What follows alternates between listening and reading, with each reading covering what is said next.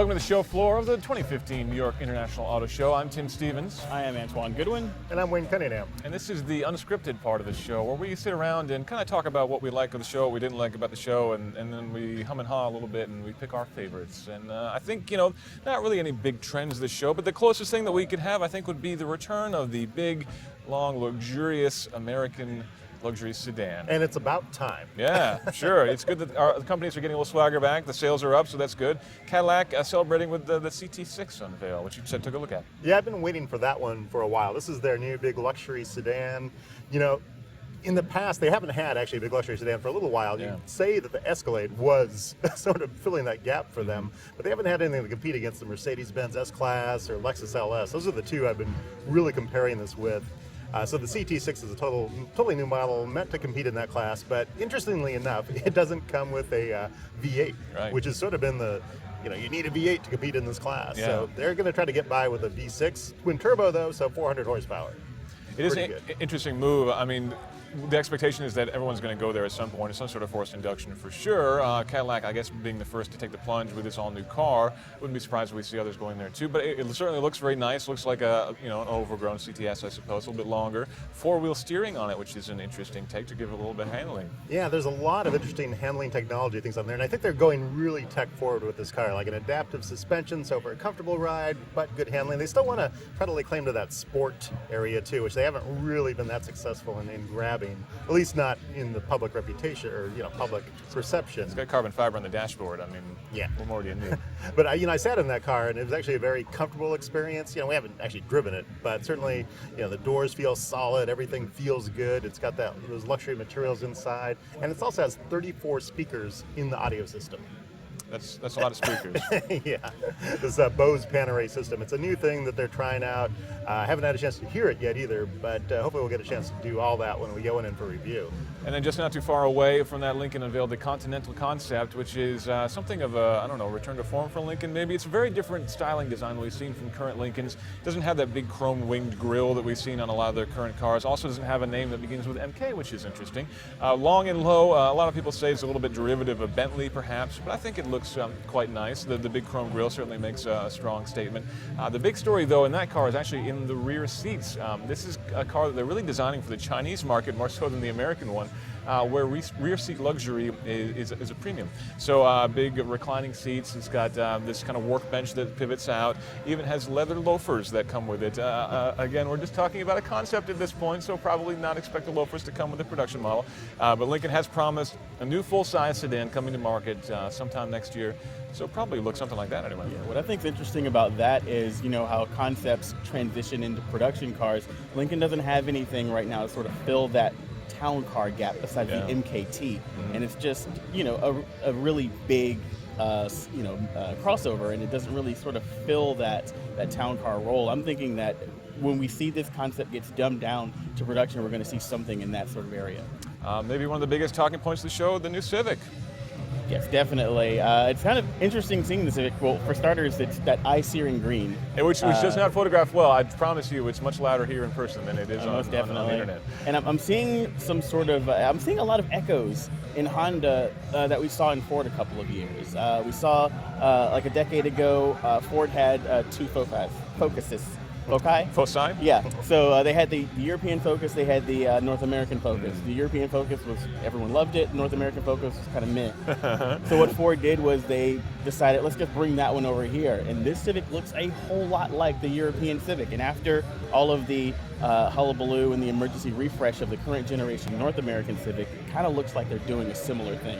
Yeah, Honda emphasized, they actually designed this car in the U.S. and this is what they do what a lot of Japanese makers do is they emphasize the cars being built in the U.S., it's designed in the U.S., so there's a lot of U.S. DNA in this car, but it is definitely looks like the European model, and I think they realized they really needed to upgrade the look because it got so boring recently. I just have not been impressed by Civics lately. And the company as a whole seems to be kind of a little bit at sea. They haven't really had a very strong direction, and maybe this is a sign of a new direction for them. I sure hope it is, because they could certainly use it. The engine for this new Civic, they've actually spec'd that out. That's pretty interesting. It's a 1.5 liter, four-cylinder, I believe, turbocharged direct injection, so that should be enough power to move this thing around pretty well. Not only that, there's going to be an SI version, which is cool. Yeah. And there's also going to be a Type R version. A lot of people who are big Civic fans in the 90s or maybe a little bit older, maybe looking for a little bit larger car, which this is, but it's still got it's hatchback and Type R in the US, turbocharged, should be easily upgradable, so maybe it's the return of the Civic for the custom car scene. 10th generation, so they got to do something big for it, I think.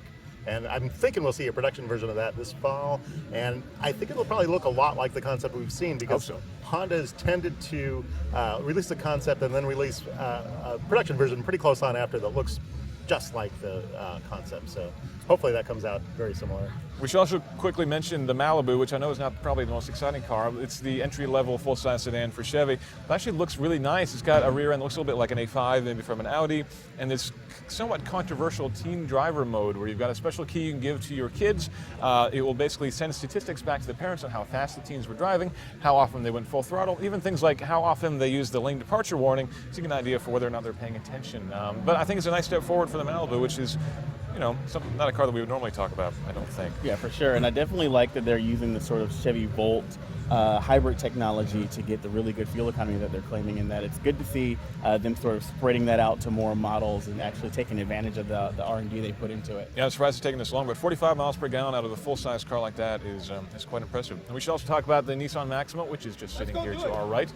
300 horsepower, 3.5-liter V6, lost 80 pounds from the last generation. I think it looks pretty nice. Yeah, it's definitely a big style upgrade, and actually a fairly bold style. People call out some of the things like Kia Optima cues, I think, in the roof Mazda. line, and yeah, Mazda I've heard too. Yeah, so you know, the style could be considered derivative of some things out there, but it does look good. It's definitely what I think a modern full-size sedan should be. But you mentioned the 3.5-liter engine. That sounds like they're kind of retreading some of the same drivetrain territory they've been in for a long time. Yeah, absolutely. And a little bit of news ahead of the show from the Miata. We finally got a price figure. Definitely got a price figure on the Miata, and it's interesting because it's about $25,000, which means that it's more expensive than the BRZ and the FRS, which means that when you start to consider the sort of value of those vehicles versus the sort of prestige of the Miata, it's actually looking to be a more tight sort of competition than I thought that we'd get. A lot of people were thinking that the Miata would show up at about the same price and it would just blow those two cars out of the water as far as a low-priced sports car, but the Miata has actually got a lot of standard content on it. I think it's pushing the price up. Maybe we'll see a stripped-down version in a year or two that'll bring the price down a little bit. Right. So, all right, let's wrap things up. Wayne, favorite car of the show? Ooh, that's a hard call. I've seen a lot of good cars. Oh, I got to mention the McLaren 570S. This is a new Sports Series cars. It's still kind of unattainable. They're still saying probably close to $200,000 for this car. I was thinking they might release something a little more attainable at this show, but now it's 562 horsepower. It's carbon fiber tub, aluminum suspension components. But they're saying this is the kind of car you can actually drive to work every day, then take to the track on the weekends, and probably blow away every M3 on the track. I should host him. That's a good Twice one. as money. Twice as much money. That's true, twice as much money. It's a good one though, so I think I'm going to go with that one because it's definitely a stunner. Antoine? My favorite car of the show, you know I'm a sucker for a roadster, so it's going to be the 2016 Porsche Boxster Spyder. I love the Boxster, and what they've done is they've taken a lot of weight out of it. It's got a manual folding fabric roof. It doesn't come standard with a stereo or air conditioning or navigation.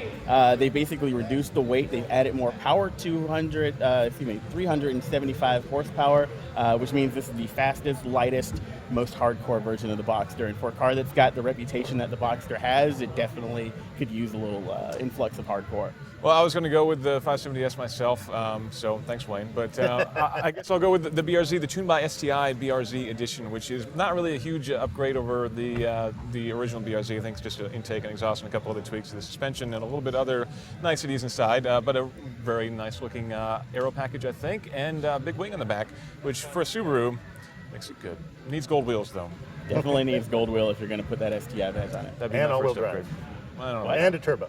Maybe some 555 decals on the side, too. All right, we're going to wrap things up here in New York. What's our next show? Are we going to Germany next?